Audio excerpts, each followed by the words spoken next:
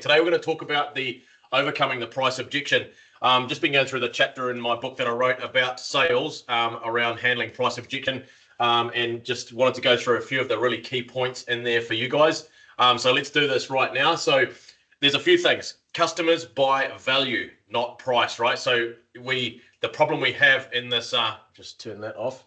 The problem we have often in the jumping in the chat. Okay, sorry, Mike. I'm not sure why that is, but anyway. The problem we have in business, we often sell on, a lot of people sell on price, but right, we all know that price is a race to the bottom. So my job every single day is to help all of my clients bring their pricing up, sell more value. You know, we need pricing is a powerful lever to pull. We can reduce our costs to a certain point, but we can raise our prices forever and make more profit forever if we learn how to sell value better. So I hope that makes sense to everybody. Now I'm going to try and explain a few ways that we need to do this. Remember, we must be obsessed about delivering massive value to our client, giving them more value than they're giving us, or that they perceived value than they are giving us for the money, right? They exchange money in return for massive value, right? Or an exchange of value. So we must be very clear about our value proposition. What are your top 3 USPs or unique selling points? Okay, now I know some of the stuff for you guys is very simple. You might have covered this 1,000 times. You might be doing a really good job of this, but you would be surprised how many business owners I meet, even in some pretty big businesses where their sales teams are not trained on how to sell value properly. They're not building it into their scripts. They're not building it into their checklist. They're not building it into their meeting agenda when they're face to face. Like, honestly, it's a crime, because your job every day is to get out and serve. Selling is serving, right? Because if you can get into and your customer and can convince them to buy your product, you're saving them from dealing with the competition who are going to do a terrible job of looking after them. You know your value. You're going to look after them hand and foot. You're giving them quality service, backup, lifetime value, right? We've got to show them the value. Price versus cost. Now, the product price, please remember this. The product price is only one part of the total cost picture, the TCP. And I love training people about this. We used to use this technique a lot at Premier Group and across our different brands. The total cost picture is the total cost of ownership, right? So you say, okay, for a pair of shoes, for example, or something as simple as that, the price you pay for the shoes is that's just part of the total cost picture, right? It's a one-time price.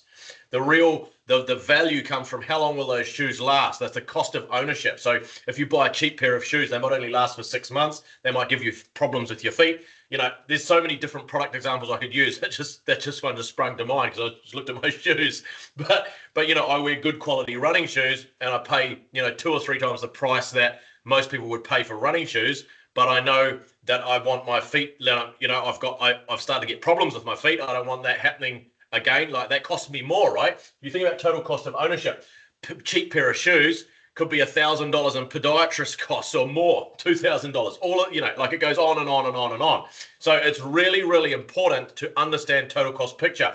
You know, if you're building a house for somebody, you could give them the cheapest house, right? Or the cheapest piece of equipment or whatever. You might be selling equipment. I don't know, whatever you're selling, right? But what's the total cost of ownership? If things start to fail, let's say in the house, you build a cheap house, the shower starts to fail, the kitchen starts to fail, all these budget products in your house start to fail. What's the total cost of ownership? That cost is going to go up and up and up and up and up. You might as well spend that money invested in quality at the start. Quality doesn't cost, it pays, right? And the pain of paying a high price is long forgotten after the pain of paying a high price at the start is, or the sweet, sorry, here's the better way of putting it. The sweetness of paying a low price at the start is long forgotten, you know, once the pain of paying for that, or, you know, it lasts for a lot longer than the pain of paying a higher price at the start. It's very painful. So you remember there's 2 motivators when you're selling: pain and pleasure. Those are the main emotions that those levers you've got to pull when you're dealing with a client. So whether it's on the phone, on your email, social media, all these things, whatever you're doing, your messaging must speak to their pain, how you're going to solve their pain or their fears, or how you're going to make their life better, pleasure, right? Make their life much, much better. So that's why you need to talk about total cost of ownership. It's too late once you've built, you know, like it's too late if the client comes and says, no, it's too expensive. I can buy it for $1,000 cheaper down the road. Okay, you know, then you need to talk. Then you can really work them through these things. But I'm a big fan of preempting this. So you actually talk about these price objections in your presentation so the client doesn't even have to bring it up. So you talk them through it.